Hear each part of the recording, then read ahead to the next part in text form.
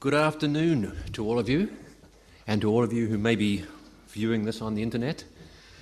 I've been asked to give you a brief introduction this afternoon to the impact of Scientology public relations upon politics and justice.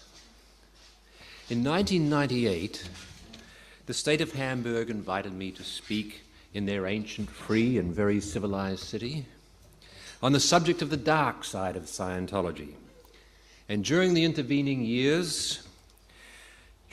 12 years, the state of Hamburg has invited me back to attend more meetings, give more speeches upon different aspects of the Scientology problem and its threat to political democracy, personal freedom, and human rights.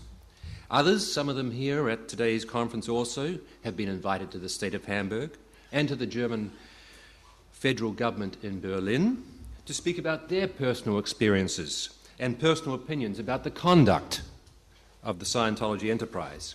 And the constant unifying presence behind these visits has been Ms. Ursula Kuberta, the head of the State of Hamburg Working Group on Scientology, and other sects or cults engaged in what the experts call coercive indoctrination and what many others refer to as brainwashing or information control. The early experts in the field, such as Dr. Jolly West and Dr. Margaret Singer, started their work around 1953. Their research was triggered by American soldiers returning from the North Korean prisoner of war camps. And this research later crossed over into the use of similar coercive indoctrination training routines now used by the Scientology enterprise.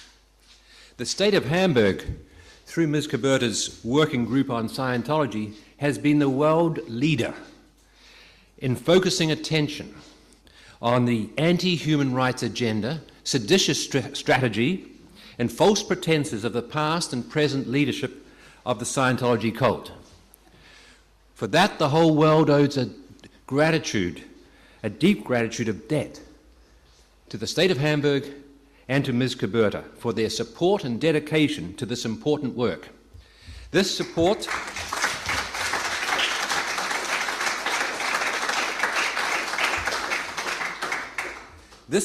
and dedication has been phenomenally successful, and your work has almost succeeded. The Scientology enterprise is now battered and bleeding and broken.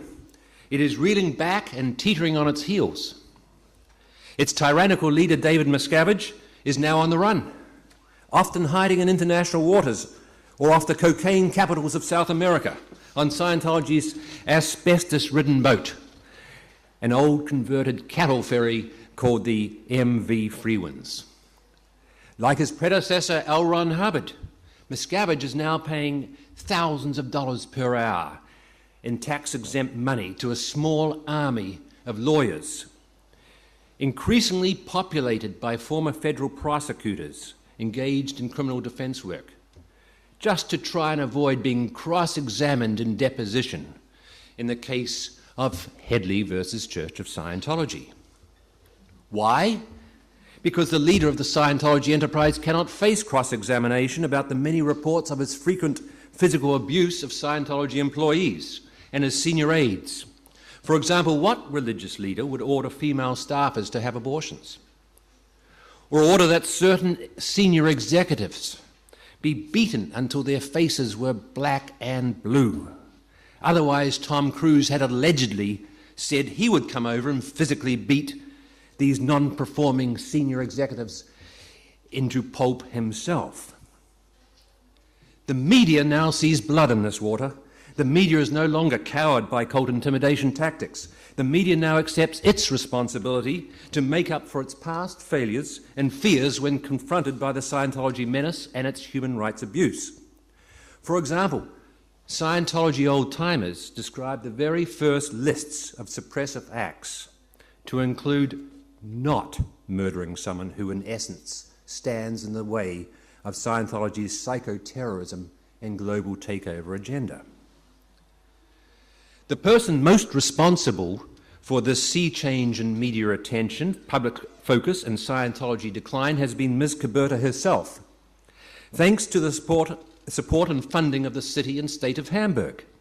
Her work, recently aided by the anonymous human rights movement, is now coming to fruition.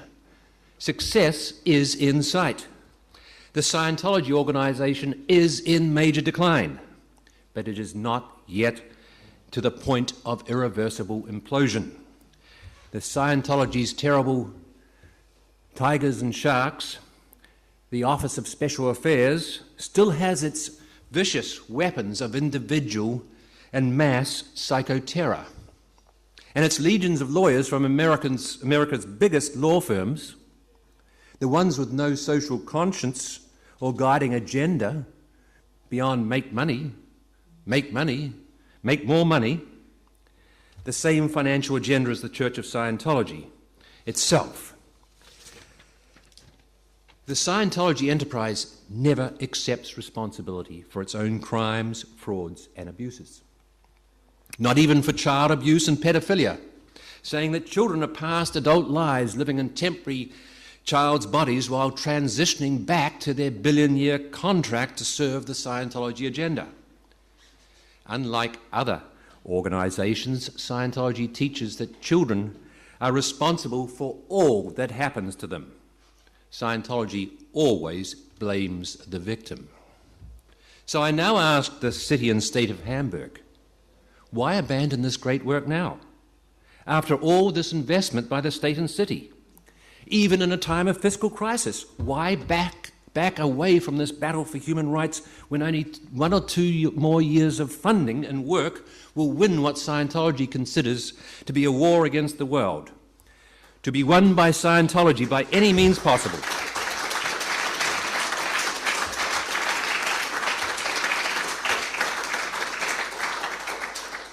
Instead, I ask you to redouble your efforts and budgets. Encourage other governments to assist and contribute to these efforts. Educate and pressure the United States government on why it has the primary responsibility to rein in this out-of-control extremist psychoterror group, on why America must ignore the ignorant and coerced Scientology celebrity misrepresentations and stop the tax-free support of Scientology's criminal and fraudulent activities. It does not seem logical to stop funding the Scientology working group because it has been so successful to date. That is the very reason to continue the work. That is the very reason to continue funding Miss Caberta's office. She is a national treasure and an international hero.